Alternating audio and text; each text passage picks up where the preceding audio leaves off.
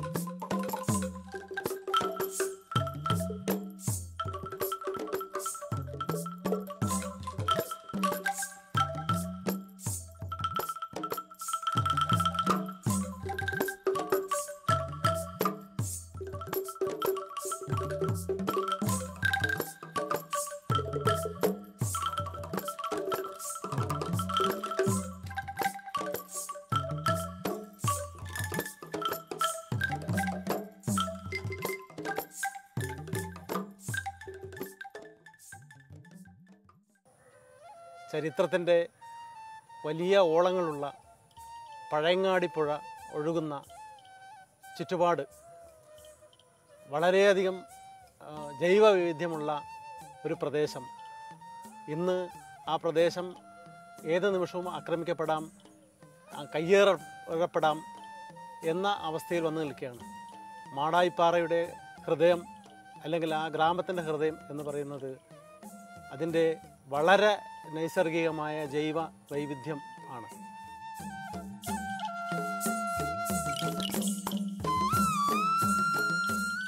മഴ പെയ്ത് തിണർത്ത് കിടക്കുന്ന മാടായിപ്പാറ ജൈവലോകത്തിൻ്റെ വ്യത്യസ്ത കാഴ്ചയാവുകയാണ്.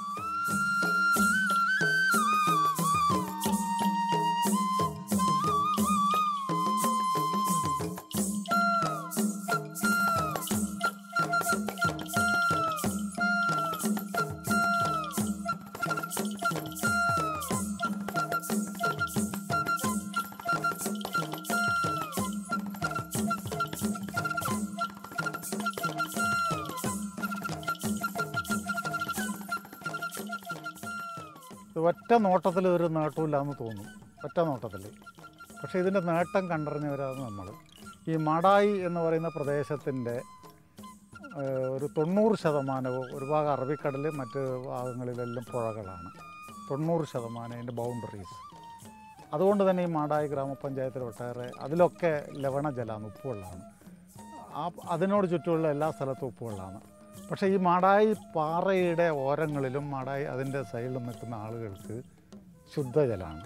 കാരണം ഈ മാടായി പാറയിൽ പെയ്തിറങ്ങുന്ന മഴയുടെ വെള്ളം ഇതിലേക്ക് കിനിഞ്ഞിറങ്ങി ഏറ്റവും അടിയിൽ ക്ലേ ഉണ്ട്, അരിച്ചിറങ്ങി ചൈന ക്ലേ, ഒരു നമ്മുടെ പിഞ്ഞാണക്കൂട്ട് പോലെ അതിനെ അടത്തടഞ്ഞു നിർത്തി ഒരു മാതാവ് എങ്ങനെയാണോ കുഞ്ഞുങ്ങൾക്ക് മുല ചുരത്തി കൊടുക്കുന്നത് അതുപോലെ എല്ലാ കിണറുകളിലേക്കും എല്ലാ ഇതിൻ്റെ ചുറ്റുവട്ടമുള്ള ജലസ്രോതസ്സുകളിലേക്കും കൊടിയ വേനലിൽ പോലും വെള്ളം കൊടുക്കുന്ന ഒരു അമൂല്യ ജലനിധിയാണ് മാടായിപ്പാറ.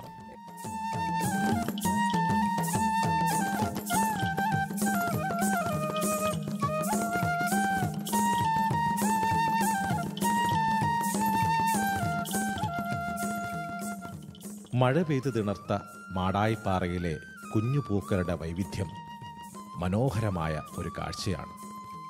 നീലയും വെള്ളയും ചുവപ്പും പേരറിയാത്ത അനേകം നിറങ്ങളിലുള്ള കുഞ്ഞു പൂക്കളുമുള്ള ഒരു പറുദീസ.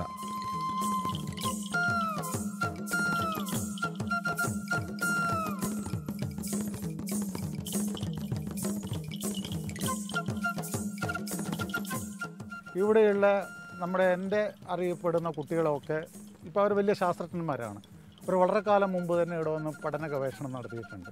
ഇവർ ഒരു സ്ക്വയർ ഫീറ്റ് സ്ഥലത്ത് ലോകത്ത് ഇല്ലാത്തതിനേക്കാൾ സ്പീഷ്യസ് ഉള്ളതായ ഈ സസ്യ വൈവിധ്യം അവർ ഇവിടെ സ്പെസിഫൈ ചെയ്തെടുത്തിട്ടുണ്ട്. അത് നിങ്ങൾ അതിൻ്റെ ആൾക്കാർ ഇവിടെയുണ്ട്, കുട്ടി ഡോക്ടർ ജാഫർ ഒക്കെ ഇവിടെയുണ്ട്. അവർ ഞങ്ങളുടെ സംരക്ഷണ സമിതിയുടെ എക്സിക്യൂട്ടീവ് കമ്മിറ്റി മെമ്പറാണ് ഡോക്ടർ ജാഫർ പാലോട്ട്. അവരോട് ചോദിച്ചാൽ വളരെ വ്യക്തമായ നിങ്ങൾ ശാസ്ത്രീയ നാമങ്ങൾ കിട്ടും. ലോകത്ത് ആദ്യമായി റെക്കോർഡ് ചെയ്യപ്പെട്ടതും വേറെ എവിടെയും ഇല്ലാത്തതുമായ അപൂർവ ജൈവ സസ്യങ്ങൾ ഈ മാടായിപ്പാറയിൽ കണ്ടു വരുന്നുണ്ട് എന്നുള്ള ഒരു തിരിച്ചറിവാണ് ഇതിന് മറ്റുള്ളവരോടുകൂടെ ഇത് സംരക്ഷിക്കണമെന്നുള്ള സന്ദേശം പകരാൻ വേണ്ടി ഞങ്ങളെ പ്രേരിപ്പിക്കുന്നത്. അത് ജൈവ വൈവിധ്യം. പിന്നെ പക്ഷികൾ, ദേശാടന കിളികൾ, സൈബേരിയയിൽ നിന്ന് മുതൽ യുറേഷ്യയിൽ നിന്ന് വരുന്നതായ ഒട്ടേറെ പക്ഷികൾ അതാത് കാലഘട്ടങ്ങളിൽ ഇവിടെ വന്ന് മുട്ടയിടുകയും അതിനനുസരിച്ച് തന്നെ വളർത്തുകയും ചെയ്ത് വന്നു പോകുന്ന ദേശാടന കിളികളുടെ ഒരു പ്രത്യേക കേന്ദ്രമാണെന്ന് പിൽക്കാലത്താണ് നമ്മൾ തിരിച്ചറിയുന്നത്. നമുക്ക് ആദ്യം ഇതൊന്നും അറിയില്ല. നമ്മളിങ്ങനെ പക്ഷികൾ വരുന്നു, അതിൻ്റെ പിന്നാലെ ഇങ്ങനെ പോകുന്നല്ലാതെ ഇത് അപൂർവമാണ്, ഇത് ലോകത്ത് പിന്നെ ഒരു പ്രതിഭാസമാണ്, ഇത് കേരളത്തിൽ വേറെ എവിടെയും ഇല്ലാത്തൊരു തരത്തിലുള്ള ഒരു സ്ഥലമാണെന്ന് ഞങ്ങൾക്ക് ഇപ്പോഴാണ് തിരിച്ചറിയാൻ കഴിയുന്നത്. ആ സന്ദേശം ഞങ്ങളറിഞ്ഞു, അത് ഞങ്ങളങ്ങ് വ്യാപിപ്പിച്ചുകൊണ്ടിരിക്കുന്നു. അത് ആൾക്കാർ ഉൾക്കൊണ്ടുവരുന്നു. ഇവിടെ സഞ്ചാരികൾ വരുന്നു, ഗവേഷകർ വരുന്നു, പഠനക്കാർ വരുന്നു. അങ്ങനെ വരുമ്പോൾ ഇതിൻ്റെ പ്രത്യേകത, ആ ഒരു പ്രത്യേകത കൊണ്ടാണ് ഞങ്ങളിതിനെ സംരക്ഷിക്കപ്പെടുന്നത്.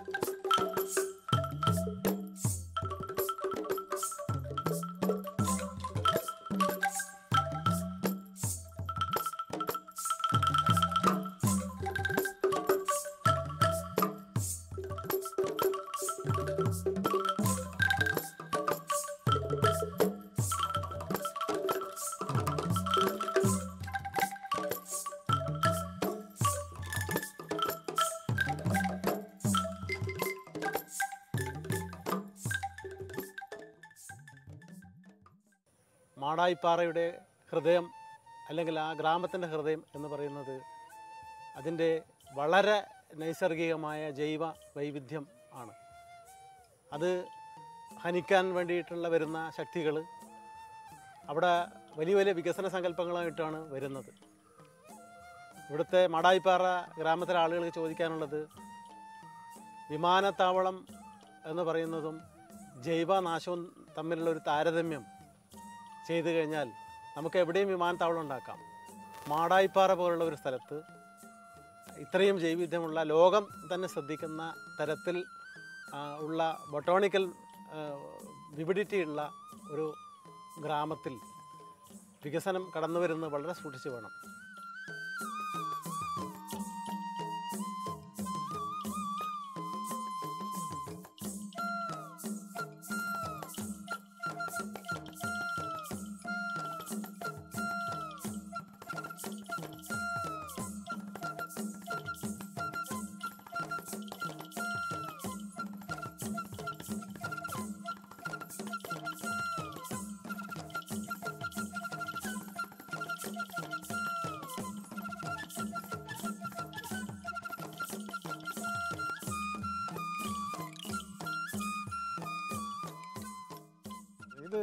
സമുദ്രനിരപ്പിൽ നിന്ന് 110 അടി ഉയരത്തിൽ നിൽക്കുന്ന ഒരു പ്രദേശമാണ്.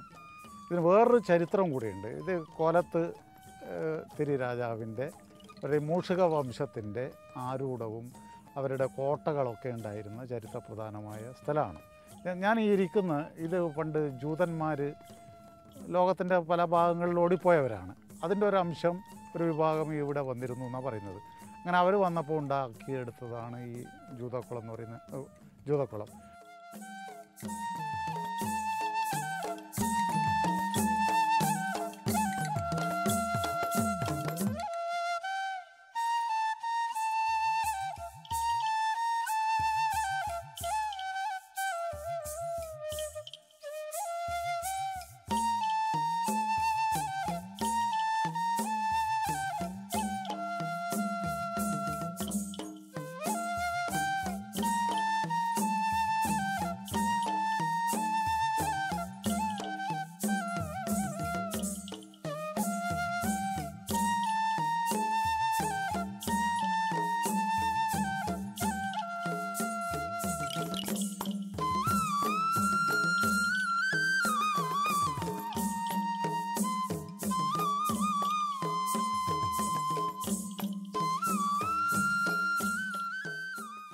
ഇവിടെ ടിപ്പുവിൻ്റെ പട വരുന്ന സമയത്ത് അവിടെ സുൽത്താൻ കനാൽ എന്ന് പറഞ്ഞൊരു കനാലുണ്ട്.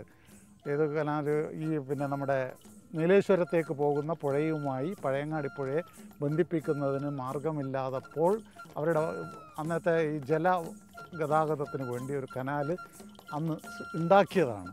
മനുഷ്യനിർമ്മിതമാണ്. അതിനാണ് സുൽത്താൻ കനാൽ എന്നാണ് അതിൻ്റെ പേര്.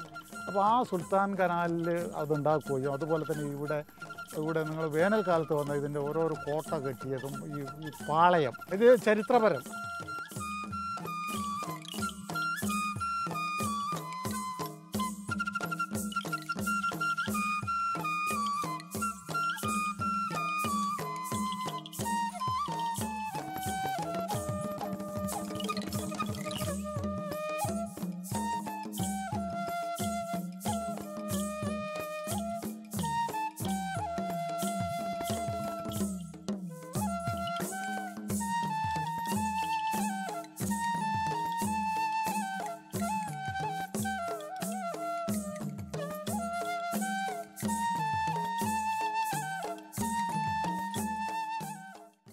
ഗ്രാമാന്തരം എന്ന ഈ പരിപാടിയുമായിട്ട് ഞങ്ങൾ മാടായിപ്പാറ പോയപ്പോൾ അവിടുത്തെ ഗ്രാമീണർക്ക് പങ്കുവെക്കാനുള്ളത് വികസനത്തെക്കുറിച്ചുള്ള അല്ലെങ്കിൽ വികസനം അവരുടെ മേൽ അടിച്ചേൽപ്പിക്കുമ്പോൾ ഉണ്ടാകുന്ന എന്താണ് വരാൻ പോകുന്നത് എന്നതിനെക്കുറിച്ചുള്ള ആധികളാണ്.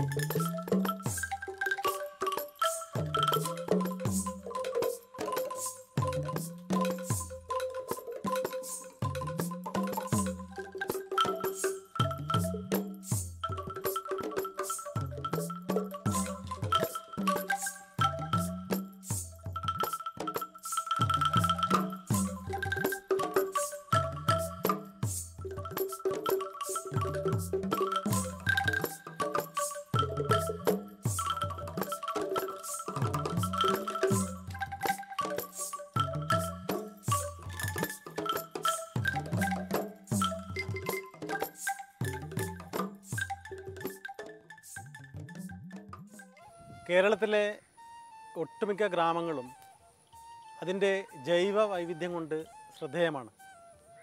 അതിൽ ഏറ്റവും മുൻപന്തിയിൽ നിൽക്കുന്ന ഒരിടമാണ് മാടായിപ്പാറ. മാടായിപ്പാറയുടെ ജൈവ വൈവിധ്യം എന്ന് പറയുന്നത് ലോക ശ്രദ്ധ തന്നെ പിടിച്ച് പറ്റിയ ഒന്നാണ്. അനേകം ആയിരക്കണക്കിന് തരത്തിലുള്ള ചെടികളുടെ വൈവിധ്യം, പൂക്കളുടെ വൈവിധ്യം, കിളികൾ, ചെറിയ കൊച്ചു കൊച്ചു ജീവികൾ, ഇങ്ങനെ തുടങ്ങി അതിൻ്റെ വളരെ സമഗ്രമായ ഒരു ജൈവികമായൊരു മണ്ഡലം മാടായിപ്പാറയുടെ ഒരു ആത്മാവാണ്.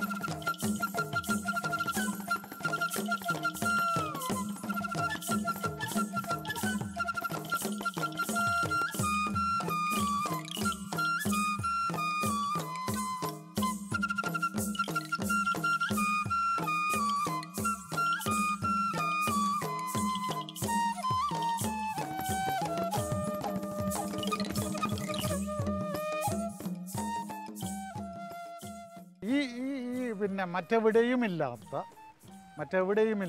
മറ്റെവിടുന്നും കിട്ടാതെ ഇപ്പോൾ ഒരു വിമാനത്താവളം വേണമെങ്കിൽ വേറെ എവിടെയും ഉണ്ടാക്കാം.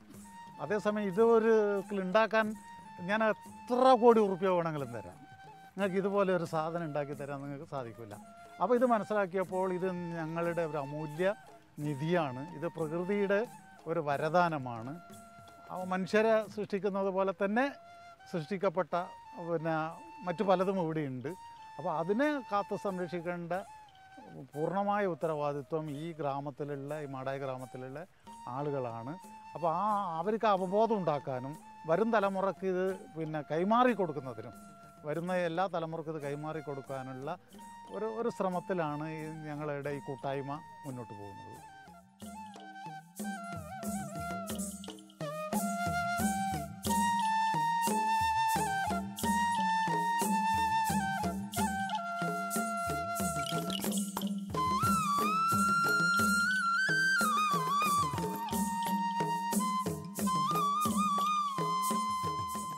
വളരെ സമഗ്രമായ ഒരു ജൈവികമായൊരു മണ്ഡലം മാടായിപ്പാറയുടെ ഒരു ആത്മാവാണ്. അതിൻ്റെ ആത്മാവിൽ അങ്ങനെ വളരെ ജൈവികമായ ഒരു പാരിസ്ഥിതികമായിട്ടുള്ള ഒരു ആരോഗ്യ കേന്ദ്രമുണ്ട്.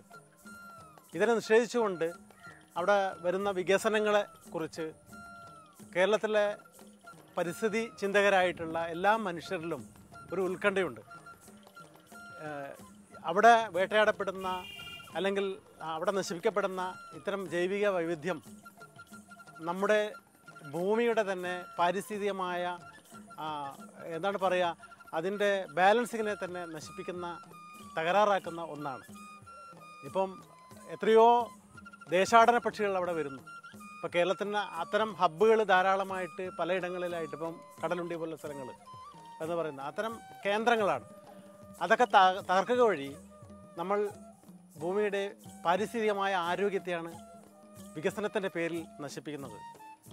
ഗ്രാമാന്തരം ഇത്തരം നശീകരണത്തിനെതിരായിട്ടുള്ള ഒരു ആലോചന കൂടിയാണ്. മാടായിപ്പാറ സംരക്ഷിക്കുക എന്ന് പറയുന്നത് നമ്മുടെ കേരളത്തിൻ്റെ മാത്രം ആവശ്യമില്ല, ഈ ഭൂമിയിലെ എല്ലാ മനുഷ്യരുടെയും ആവശ്യമാണെന്ന് പരിസ്ഥിതി ശാസ്ത്രജ്ഞർ നമ്മോട് നിരന്തരമായി വിളിച്ചു പറയുന്നുണ്ട്. നമ്മൾക്ക് ഭൂമി എന്ന് പറയുന്ന, മണ്ണ് എന്ന് പറയുന്നത് വിൽക്കാനും വാങ്ങാനുമുള്ള ഒരു സാധനമായിട്ട് മാറിക്കഴിഞ്ഞു. മറിച്ച് അങ്ങനെയല്ലാത്ത വളരെ കഠിനമായ ഒരു യാഥാർത്ഥ്യം നമ്മുടെ ഗ്രാമങ്ങളുടെ ആത്മാവിലുണ്ട്. മാടായിപ്പാറ ഒരു പ്രതീകമാണ്, ജൈവികമായ നമ്മുടെ ദേശത്തിൻ്റെ ആത്മാവിനെ പ്രതിനിധീകരിക്കുന്ന ഒന്നാം തരം പ്രതീകം. കിളികളുടെ പാട്ടും പൂക്കളുടെ വൈവിധ്യമാർന്ന നിറവും മണവും ശുദ്ധവായുവും ഒക്കെ ശ്വസിച്ച് ജീവിക്കാനുള്ള, വരും തലമുറക്ക് കൂടി ജീവിക്കാനുള്ള, അവരെ കൂടി ജീവിപ്പിക്കാനുള്ള തരത്തിലുള്ള ജൈവികമായ പരിസ്ഥിതി നമ്മുടെ അന്തരീക്ഷത്തിൽ ഉണ്ടാവേണ്ടതുണ്ട്. മാടായിപ്പാറ എന്ന പ്രതീകത്തോട് ഗ്രാമാന്തരത്തിൻ്റെ അങ്ങേയറ്റത്തെ സ്നേഹം അല്ലെങ്കിൽ അതിനോടുള്ള അനുഭാവം അതുകൊണ്ട് വളരെ തീക്ഷ്ണവുമാണ്.